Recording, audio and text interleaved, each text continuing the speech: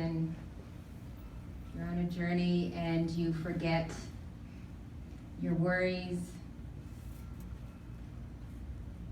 your problems with maybe your partner or the fact that you don't have a partner.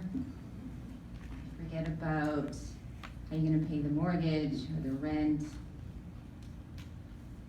Wishing you could maybe yell at your boss, your children. It all just sort of dissolves. You've been on a journey like that? Yeah. And at some point in your journey, you feel this energy rising in your body, and it feels amazing, and you're like, wow, what is this? Who am I? And it becomes so strong that you don't know what to do with it. It's so intense. Maybe you believe that you're a unicorn or Jesus. I've heard that a couple times. Maybe you realize who you are, who you really are, and it feels fantastic. And the energy keeps building and building, and you think you might explode. Maybe you get fidgety. How do you stay in your body? What is your body? So what do you do with that energy? Have you found your way to direct that energy so that you are being authentically you in your fullest vibrancy, simplicity?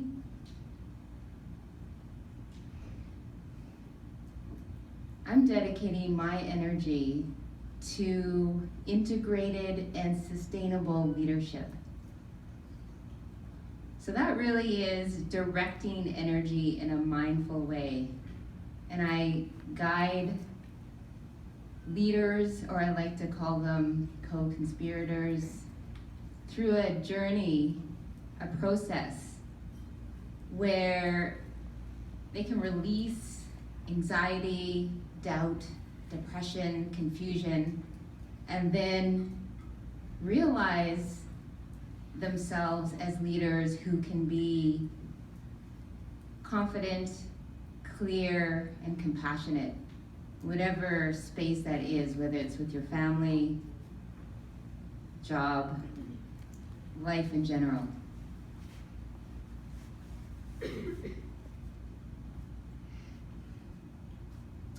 So I'll use myself as a case study, and I'll go through my own process and highlighting some of the themes of sexuality, leadership, and confusion and clarity.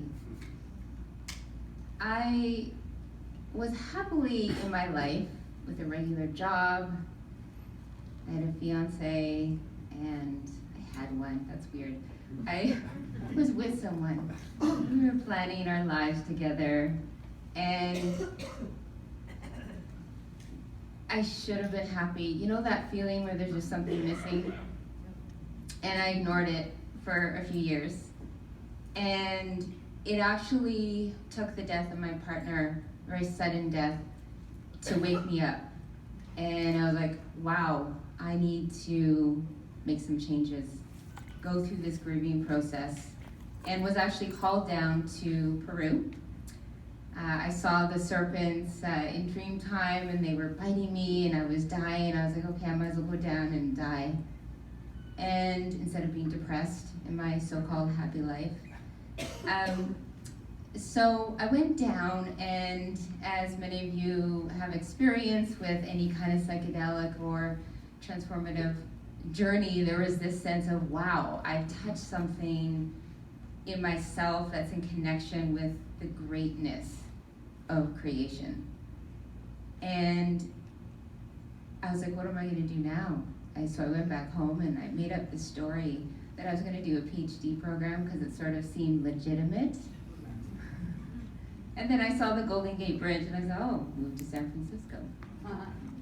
And so I was blessed to have 7 years of me time Imagine that. I had me time where I was journeying in all kinds of circles, mostly with ayahuasca, in South America, reconnecting with my ancestors in Ecuador. And it was fascinating that the plant teachers actually told me to focus on sexuality. I was like, no way. Some of the common themes around don't think about sex in ceremony, it's not part of it, and just push it aside. Or like, I don't know how I'm going to research this. And so it just kept coming and coming, sex. And I was in Peru at the time, the jungle was having sex all over the place. And I was like, okay, fine. Yeah. So luckily I was at CIS in San Francisco, and I was able to form a committee where they're very supportive. There's so much amazing explorations going on at that school. And so I interviewed people around North America on their erotic experiences with ayahuasca and other plant teachers. And there's articles and talks that I've given, so if you're interested in that, you can get more info there.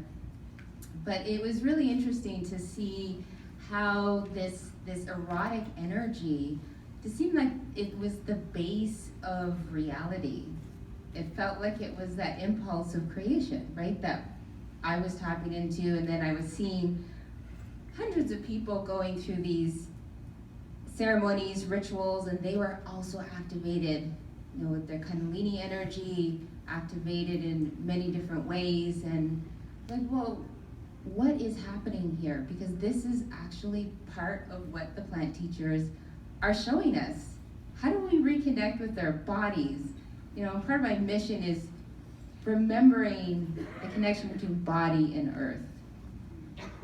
And so interesting that so much focus was journeying out there, out there, finding answers out there, and really the plants showing me what it was to finally feel embodied after years of suppressing sexual trauma in my life, and instead looking outward and trying to serve and help people, so really turning that around inward. Okay, how am I tending to myself? And so I had a interesting sexual journey, and then started to sit with people, journey with people who were wanting space, just safe space to really feel what was coming up for them, and not be ostracized or shamed by these leaders who were like, don't, or do it this way, or get out kind of mentality, which is somewhat how I was raised in the Shipibo tradition. And apprenticing it was very masculine, hard, fast, this is what you do, or get out. And there's a gift to that. What I learned: discipline, focus, rigor, that this psychedelics, learning really about plant teachers, going deeper into the tradition, it takes guts, it takes a strong heart.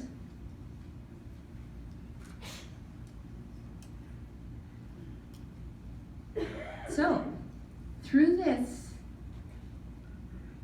awakening in these lower energy centers, I was finding that I was shifting perspectives on reality and illusion, and that I actually wanted to share my story, connect, collaborate with other people, experiment, and part of that was around sexual energy, and there were criticisms from all kinds of outsiders upon me of like, how could you do that?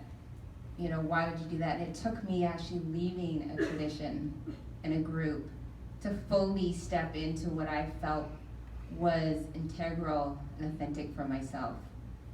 And then I was like, wait a minute, does that mean I'm a leader? Like, what is the definition of a leader?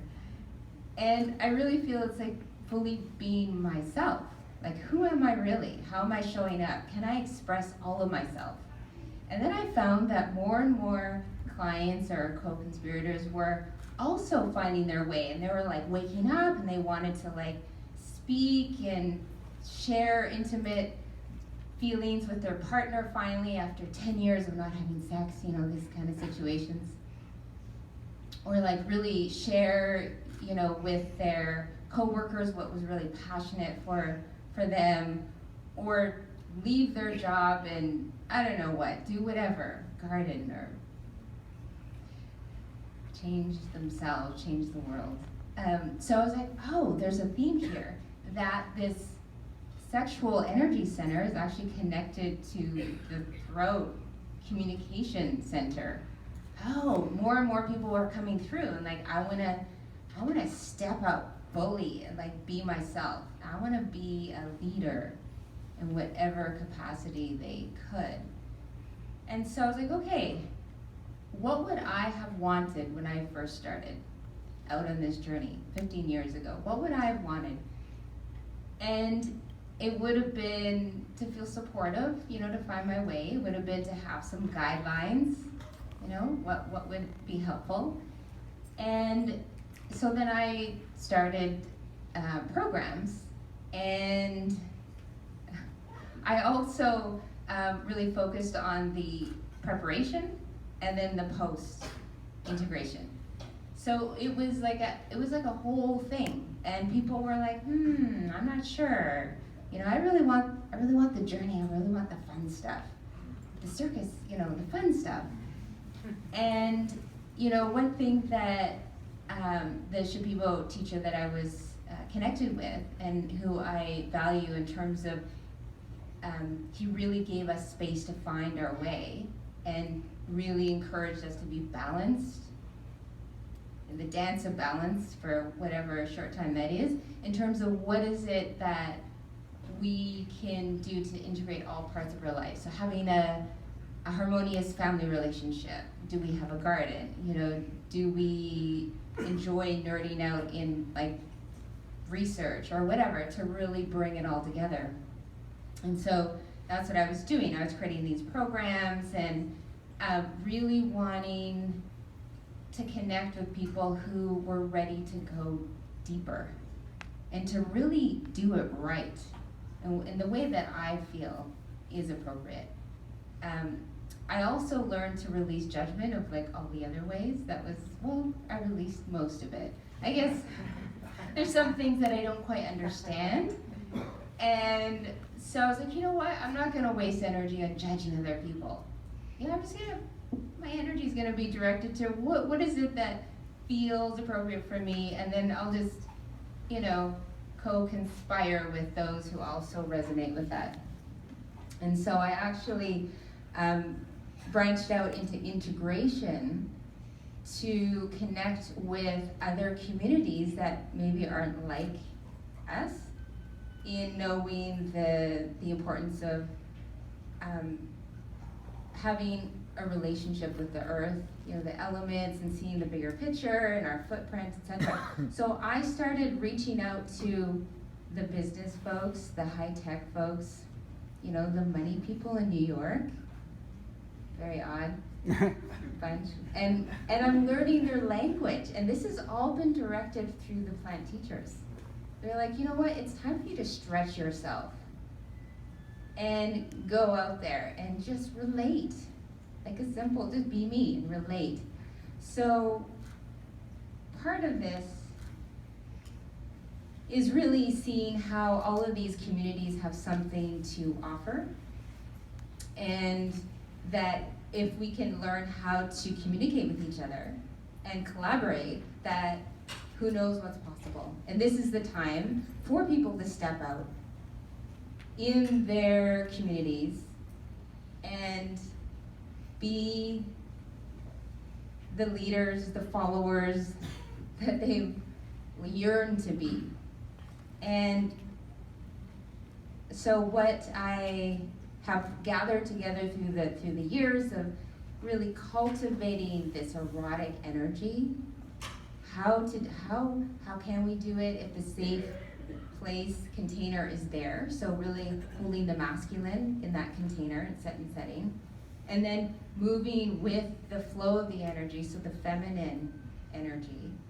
And weaving these together so that they're both dancing brilliantly together. And having these different traditions, teasing out from these different traditions, what are the methodologies that can really elevate this process for this erotic energy to come through, so people are feeling vibrant health, so they're able to actually connect their daily practice with these intimate transformative journeys. Like, what is it going to take for them to step out? And it's really interesting. I was in the jungle for 3 months, dieting plants. There's 3 plants, and that just means drinking these liquids every day and not eating very much food and being alone. And so I was there 3 months, and after the 3 months, people were like, "Oh, what did you learn? What did you find? Did you find yourself?" And I have to admit that after those 3 months, I came out and I was like, how can I integrate this spiritual world with the practical material world that I'm going back to in the Bay Area? And I tried to simplify it. I'm like, okay, so as long as I have my iPhone and my pipe and tobacco in my pockets, I can make it through, right? This is what I learned. And so I've really embraced technology. Technology impacts us so profoundly.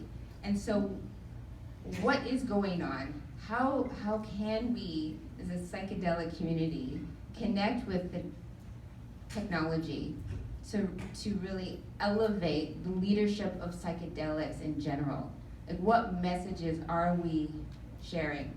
MAPS, who is MAPS connecting with? How do people understand the research in these different communities of business and the high-tech world?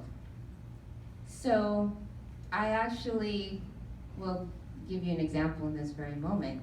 If you can find your phone, your iPhone, or whatever phone you have, if you want to continue this conversation, take out your phone. If you want to connect with me, there's so many, and I really like to connect with you. If you feel like any of this is resonating with you, so this is what I learned. This is what I'm learning in my life. If you text 33222. I just find this amazing. This is what I geek out on. And 33222. And then in the message part, type out power. Power. Do you know your power? Type out power. And then send. And then send it. All right. Yeah, and can you imagine? It just like, You can connect with we're 33222. And then power. Type in power.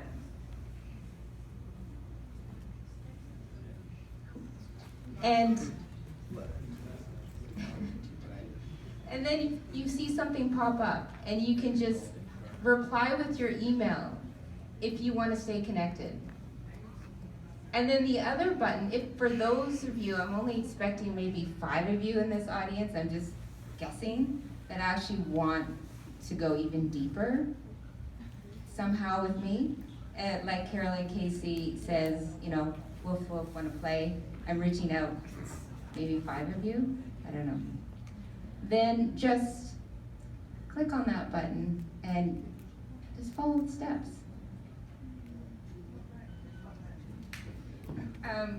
So I bless all of you in your journeys with psychedelics and erotic energy, and hope that you can find your authentic way as leaders in whatever capacity you long to be and desire to be. Thank you.